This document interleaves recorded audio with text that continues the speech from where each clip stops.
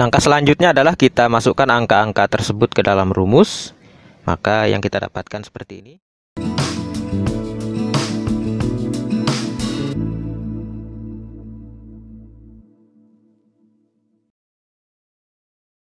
Bismillahirrahmanirrahim. Assalamualaikum warahmatullahi wabarakatuh. Kembali lagi bersama saya Romi Hidayatullah. Kali ini kita akan mencoba menghitung koefisien reliabilitas tes secara manual menggunakan kalkulator. Oke, sebelum kita mulai menghitung, kita lihat dulu definisi dari reliabilitas itu, di mana reliabilitas itu mengacu pada ketetapan atau konsistensi hasil yang diperoleh dari suatu pengukuran. Salah satu cara untuk mengetahui ketetapan atau reliabilitas suatu hasil pengukuran dapat diperoleh dengan cara melakukan pengukuran sebanyak 2 kali. Hasil pengukuran dikatakan mempunyai reliabilitas yang tinggi apabila hasil pengukuran pertama hampir sama dengan hasil pengukuran yang kedua. Sebaliknya, hasil pengukuran dikatakan mempunyai reliabilitas yang rendah apabila hasil pengukuran pertama jauh berbeda dengan hasil pengukuran yang kedua. Lantas, bagaimana cara menerapkannya sehubungan dengan tugas Anda sebagai seorang guru? Caranya adalah, apabila kita mempunyai seperangkat tes untuk mengukur penguasaan siswa terhadap suatu mata pelajaran, maka untuk mengetahui apakah tes tersebut mempunyai reliabilitas yang tinggi atau rendah, dapat dengan mudah kita lakukan dengan cara mengujikan satu set tes tersebut pada kelas yang sama sebanyak 2 kali, dengan selisih waktu yang tidak terlalu lama dan juga tidak terlalu dekat. Pada prinsipnya, hal ini berhubungan dengan kekhawatiran kita sebagai seorang guru bahwa siswa itu masih mengingat soal-soal tersebut, dan kekhawatiran kita akan adanya penambahan pengetahuan selama selang waktu kedua pengukuran tersebut. Sehingga perlu kita atur waktunya tidak terlalu lama atau tidak terlalu dekat. Jika skor yang diperoleh dari pelaksanaan tes pertama tidak jauh berbeda dengan skor tes kedua, maka dapat dikatakan bahwa set tes itu mempunyai reliabilitas yang tinggi. Nah, sebaliknya, apabila skor yang diperoleh dari pelaksanaan tes pertama jauh berbeda dengan skor tes kedua, maka dapat dikatakan bahwa set tes itu mempunyai reliabilitas yang rendah. Sekedar info, hubungan antara skor yang diperoleh pada pengukuran pertama dengan kedua akan menghasilkan angka korelasi bergerak antara -1 sampai dengan +1. Semakin tinggi angka koefisien reliabilitas atau mendekati 1, maka semakin tinggi pula reliabilitas tes tersebut. Nah, suatu perangkat tes dinyatakan cukup reliabel apabila mempunyai koefisien reliabilitas lebih besar dari 0,5. Menurut Fernandez tahun 1984. Adapun rumusnya dapat dilihat secara bersama-sama seperti ini.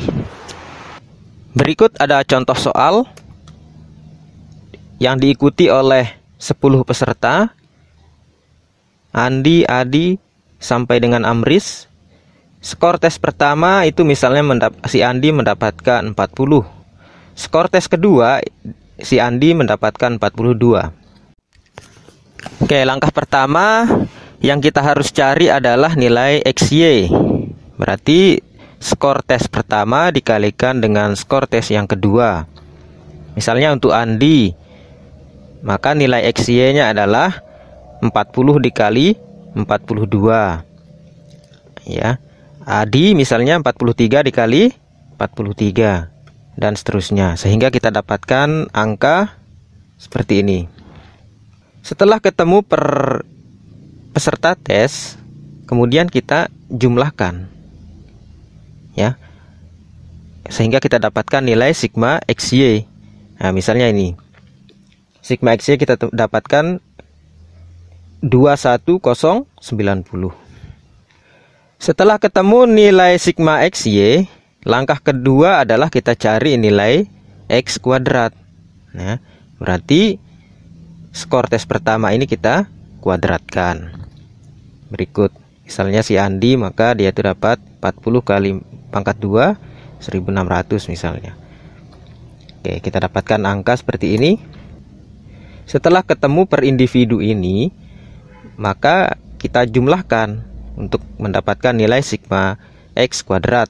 Maka kita dapatkan angka 21160. Langkah ketiga demikian. Yang kita kuadratkan adalah skor tes yang kedua ini, ya. Kita dapatkan angka.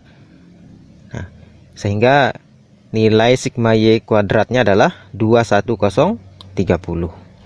Nah, sekarang yang kita kuadratkan adalah ini, sigma X dikuadratkan. Kita dapatkan angka 209764. Satu lagi yang kita kuadratkan adalah sigma Y dikuadratkan atau 457 ini. Sehingga kita dapatkan angka 208849. Setelah ketemu angka-angka ini, maka kita coba masukkan ke dalam tabel. Misalnya ini N itu 10, sigma XY itu 21090, sigma X kuadrat itu 21160, sigma Y kuadrat itu 21037, sigma X dikuadratkan itu 209764, dan sigma Y dikuadratkan itu 208849. Langkah selanjutnya adalah kita masukkan angka-angka tersebut ke dalam rumus. Maka yang kita dapatkan seperti ini. 10 kali 21090 dikurangi 458 kali 457 dibagi akar 10 kali 21160 dikurangi 458 kuadrat dikali akar 10 kali 21037 dikurangi 457 pangkat 2. Oke, apabila operasi hitungnya seperti ini, maka yang dikerjakan terlebih dahulu adalah 10 kali 21090 dan 458 dikalikan 457. Kemudian baru dikurangi gitu ya. Penyebutnya juga demikian. Yang dikerjakan terlebih dahulu adalah 10 kali 21160 dan 458 pangkat 2. Dan kita dapatkan hasil seperti ini. 10 kali 21090 ketemu 210.900 dikurangi 458 kali 457 ketemu 209306 dibagi 10 kali 21160 ketemu 211600 dikurangi 209764 dikalikan akar 210.370 dikurangi 208849. Maka ketemu 1594 dibagi akar 1836 kali akar 152. Hasilnya adalah 1594 dibagi 42,8 dikalikan 39, yaitu 0,95. Oke, sekarang kita masuk ke contoh yang kedua. Ini hasil tesnya seperti ini. Sama, N-nya adalah 10 atau jumlah pesertanya adalah 10. Seperti yang tadi, langkah pertama adalah kita cari nilai XY. Maka ketemu angka sigma XY itu 41777. Langkah kedua cari X kuadrat. Maka ketemu sigma X kuadratnya adalah 49682. Dan langkah yang ketiga adalah cari nilai Y kuadrat untuk mendapatkan nilai sigma Y kuadrat. Ketemu angka seperti ini 38460. Dan yang terakhir adalah nilai sigma X dikuadratkan, yaitu 473344, dan sigma Y dikuadratkan ketemu 376996. Selanjutnya masukkan ke dalam tabel yang diketahui. Bisa dibaca secara mandiri nilai-nilai yang diketahui. Sekarang langkah terakhir adalah masukkan ke dalam rumus. Cara perhitungannya seperti yang pertama tadi ya, maka kita akan dapatkan nilai yaitu minus 0,35. Kenapa angkanya minus 0,35?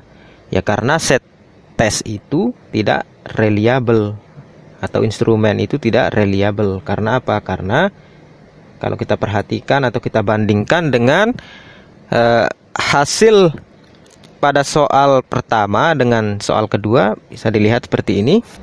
Apabila kita perhatikan, maka pada soal pertama itu dapat dikatakan reliable.